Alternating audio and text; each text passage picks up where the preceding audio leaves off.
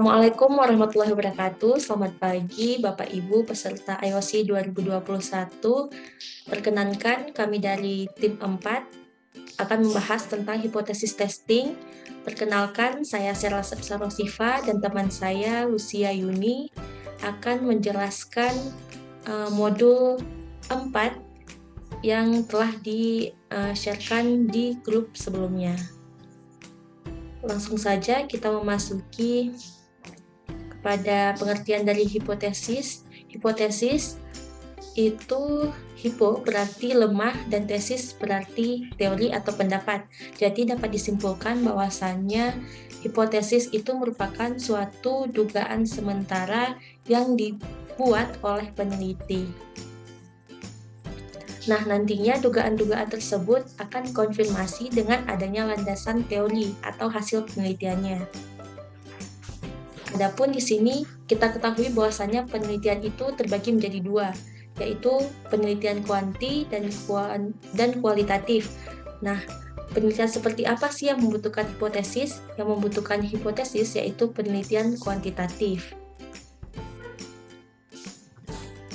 Adapun di sini kegunaan dari hipotesis yaitu penelitian yang memiliki hipotesis yang kuat merupakan petunjuk bahwa peneliti telah mempunyai cukup pengetahuan untuk melakukan penelitian tersebut, lalu memberikan arah pada pengumpulan dan penafsiran data, memberikan petunjuk tentang prosedur apa saja yang harus diikuti dan jenis data seperti apa yang harus dikumpulkan, lalu dapat memberikan kerangka dalam rangka melaporkan kesimpulan penelitian.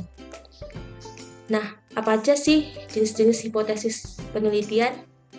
Hipotesis penelitian itu dapat dibedakan menjadi dua jenis. Pertama yaitu alternatif atau yang dikenal sebagai HA, dan juga hipotesis nol atau H0.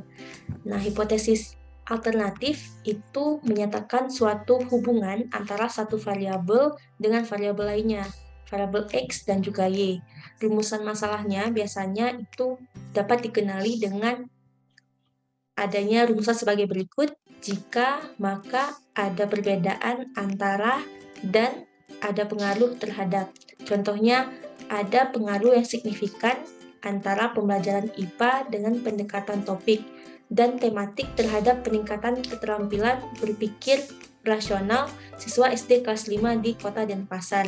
Nah, di sini pembelajaran IPA dan pendekatan topik itu menjadi variabel X dan tematik terhadap peningkatan keterampilan berpikir rasional menjadi variabel Y. Lalu selanjutnya hipotesis nol atau H0 ini biasanya dilakukan atau digunakan di dalam suatu penelitian yang bersifat statistik. Untuk apa?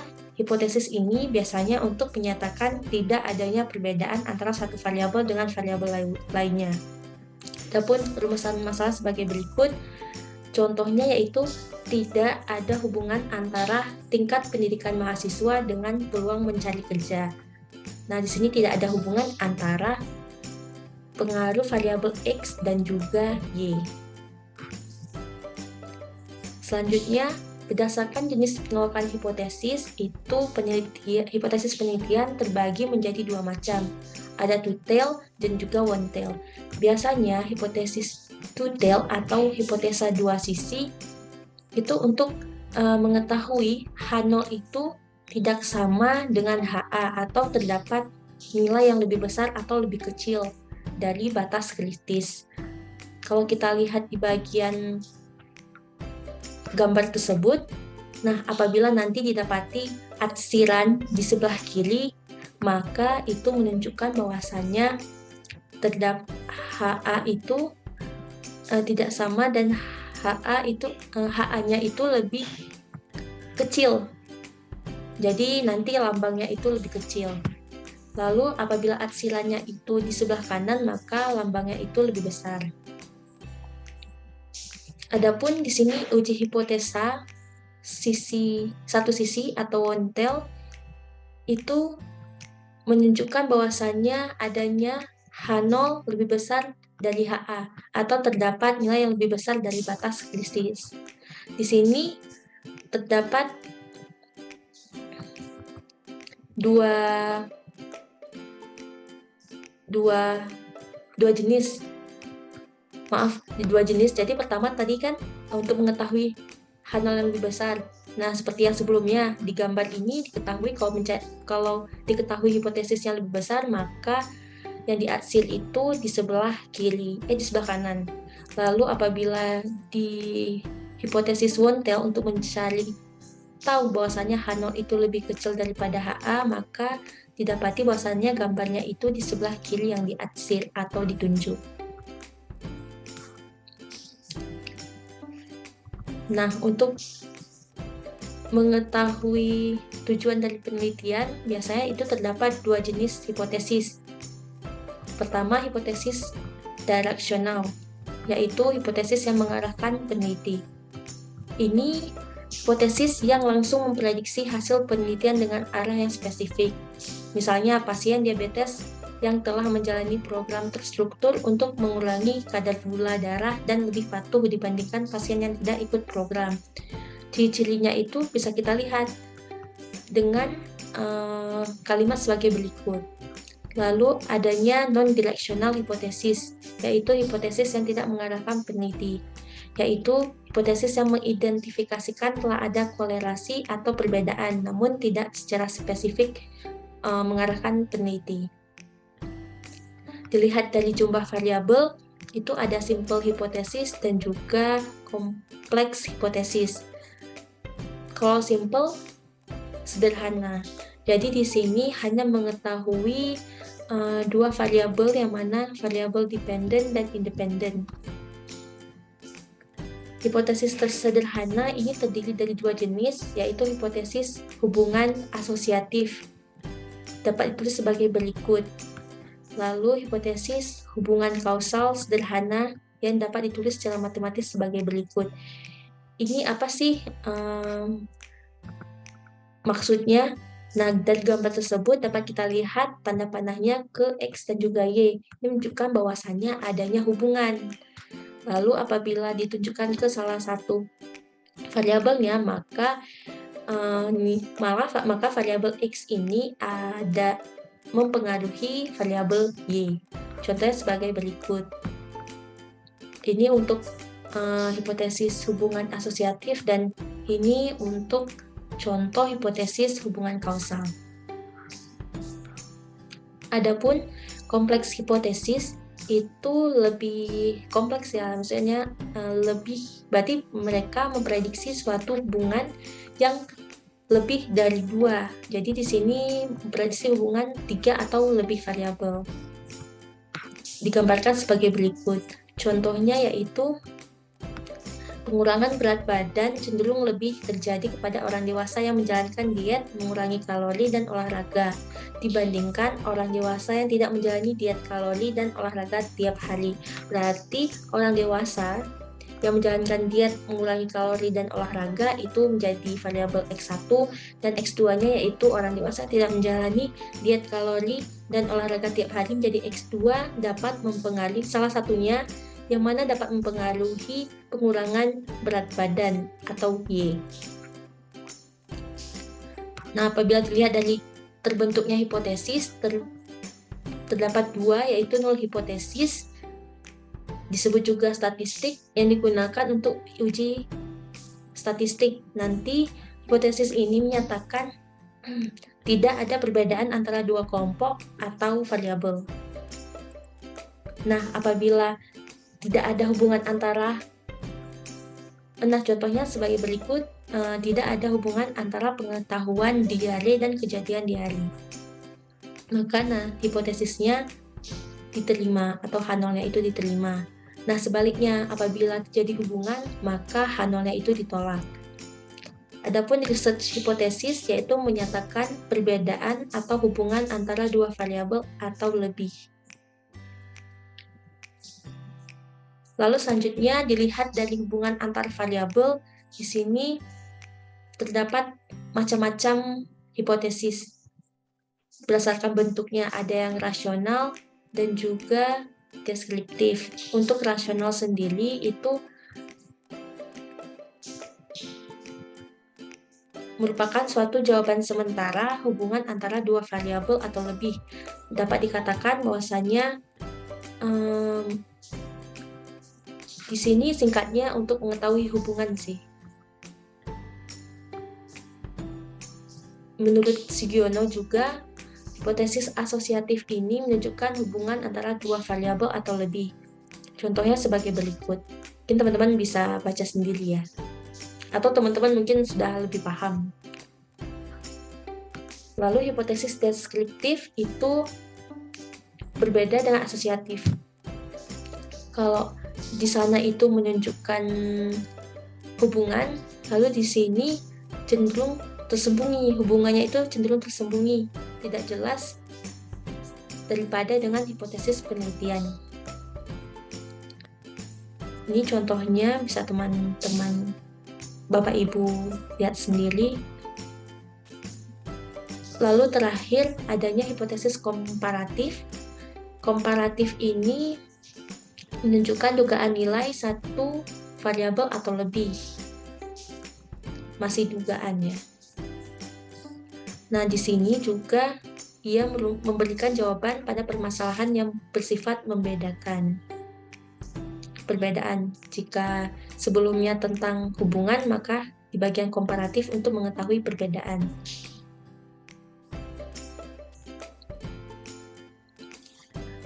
Apabila dilihat dari proses perolehannya, maka didapati apabila hipotesis induktif ini untuk menghasilkan teori baru, sedangkan deduktif itu dirumuskan berdasarkan teori ilmiah yang sudah ada.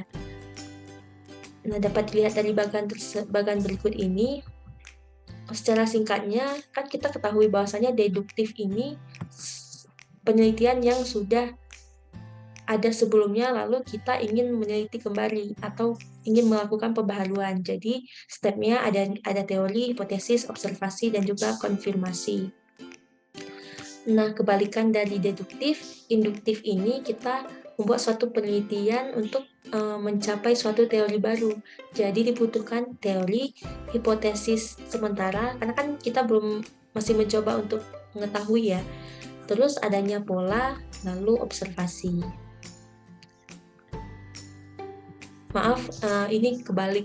Jadi dari kanan ke kiri. Observasi, pola, adanya hipotesis sementara, dan terjadilah teori. Lalu apabila dilihat berdasarkan jenis parameternya, itu dapat diketahui hipotesisnya melalui mean, proporsi, dan juga varian. Dalam menyusun hipotesis, ada beberapa hal yang perlu dipertimbangkan. Pertama yaitu hipotesis harus menyatakan suatu hubungan antara dua variabel atau lebih. Lalu hipotesis harus sesuai dengan fakta, dan hipotesis harus sesuai dengan teori. Hipotesis harus dapat diuji, hipotesis harus sederhana dan dirumuskan dengan jelas. Hipotesis harus dapat menerangkan suatu fakta, dan terakhir hipotesis dinyatakan dengan kalimat pernyataan yang bersifat deklaratif, bukan berbentuk pertanyaan. Nah, lalu pembahasan selanjutnya akan dibahas oleh rekan saya, yaitu Bu Lucia Yuni. Kepada Bu Lucia, dipersilahkan, Bu. Terima kasih, Mbak Sirla. Saya akan melanjutkan pembahasan tentang pengujian hipotesis. Di depan sudah dijelaskan bahwa hipotesis itu sifatnya hanya sementara. Sehingga sebuah hipotesis itu bisa benar, dan juga bisa salah. Maka nilai hipotesis harus dibandingkan dengan nilai statistik sampel. Prosedur membandingkan nilai ini disebut dengan uji hipotesis. Pada dasarnya, uji hipotesis adalah metode pengambilan keputusan berdasarkan pada analisis data. Seandainya nanti terjadi bahwa ada perbedaan antara nilai statistik sampel dengan nilai hipotesis itu cukup besar, maka hipotesis itu ditolak. Tetapi jika perbedaan antara nilai statistik sampel dengan nilai hipotesis kecil, maka hipotesis itu bisa diterima. Kemudian dalam uji hipotesis ini ada beberapa prosedur atau langkah-langkah yang harus dilakukan. Langkah yang pertama untuk uji hipotesis yaitu merumuskan hipotesis penelitian. Hal ini bertujuan agar dapat dihitung statistik sampelnya, seperti rata-rata, proporsi, dan sebagainya.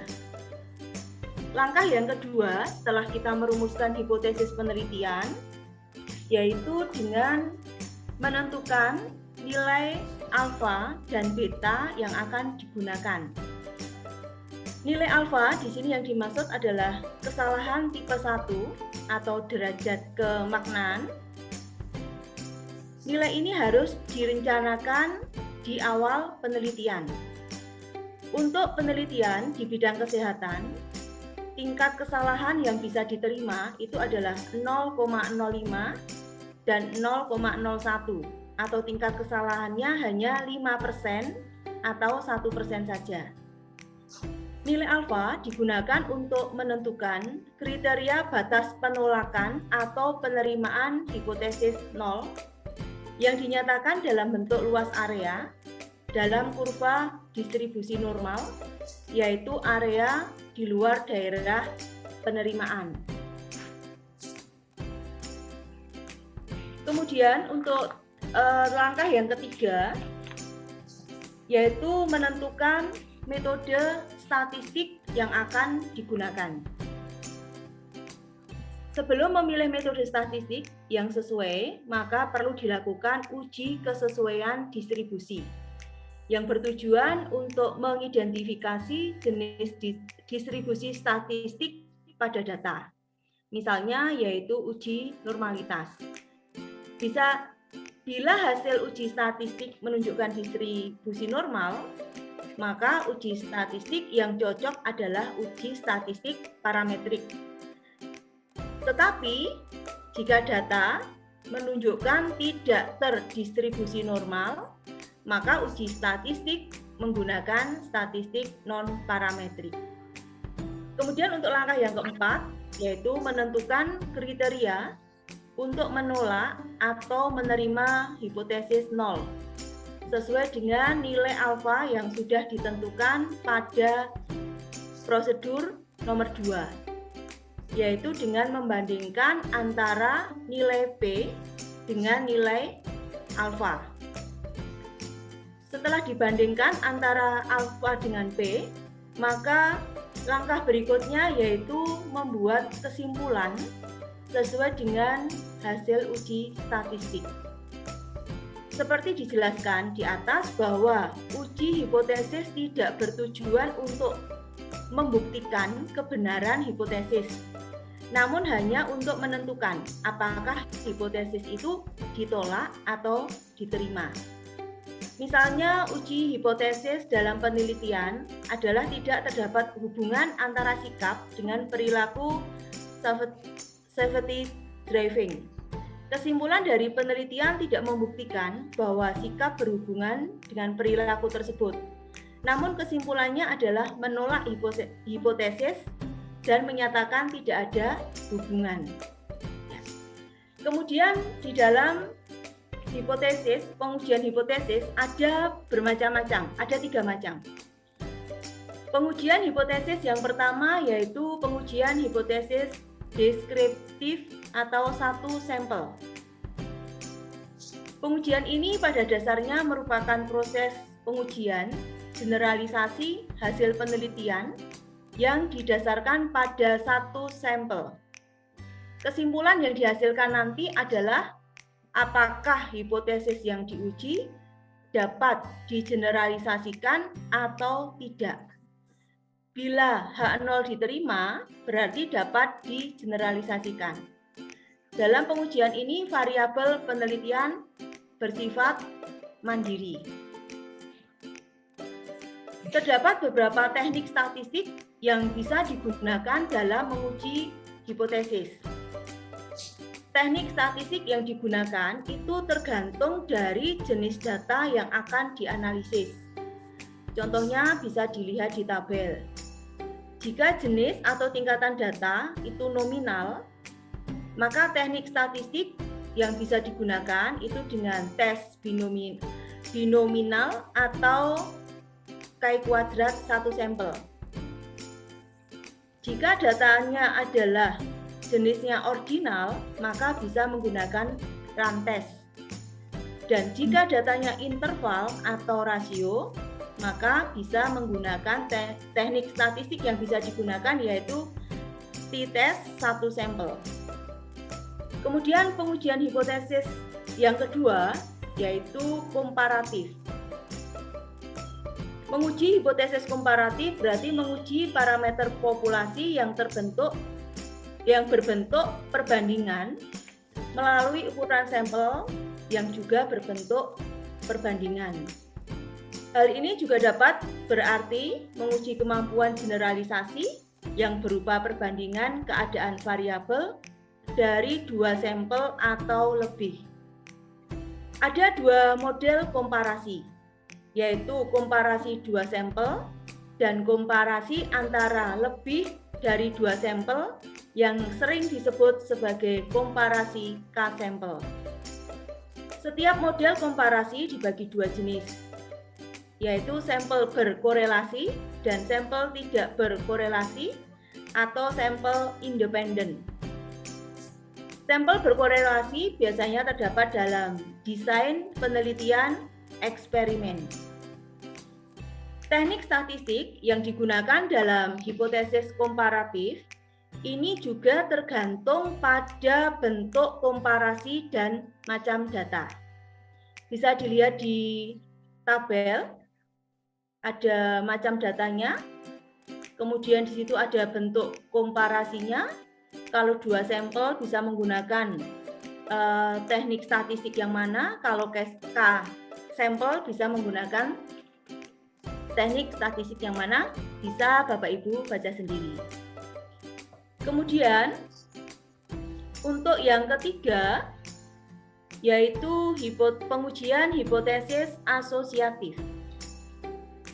Hipotesis asosiatif merupakan dugaan tentang adanya hubungan antar variabel dalam populasi yang akan diuji melalui hubungan antara variabel dalam sampel yang diambil dari populasi tersebut. Terdapat tiga macam bentuk hubungan antar variabel, yaitu ada hubungan simetris, hubungan sebab akibat, dan juga hubungan interaktif atau saling mempengaruhi. Untuk mencari hubungan antara dua variabel atau lebih, dilakukan dengan menghitung korelasi antar variabel. Korelasi ini merupakan angka yang menunjukkan arah dan kuatnya hubungan antara dua variabel atau lebih. Arah dinyatakan atau negatif. Sedangkan kuat lemahnya hubungan itu dinyatakan dalam bentuk besar kecilnya koefisien korelasi. Dikatakan memiliki hubungan positif bila nilai suatu variabel ditingkatkan, maka akan meningkatkan variabel yang lain. Dan sebaliknya, bila suatu variabel diturunkan, akan menurunkan nilai variabel yang lain. Koefisien korelasi positif itu paling besar 1, sedangkan koefisien korelasi negatif terbesar adalah -1. Ada bermacam-macam teknik statistik korelasi yang dapat digunakan untuk menguji hipotesis asosiatif. Koefisien mana yang akan dipakai itu tergantung pada jenis data yang akan dianalisis. Untuk data nominal dan ordinal digunakan statistik non-parametris, dan untuk data interval dan rasio bisa menggunakan statistik parametris.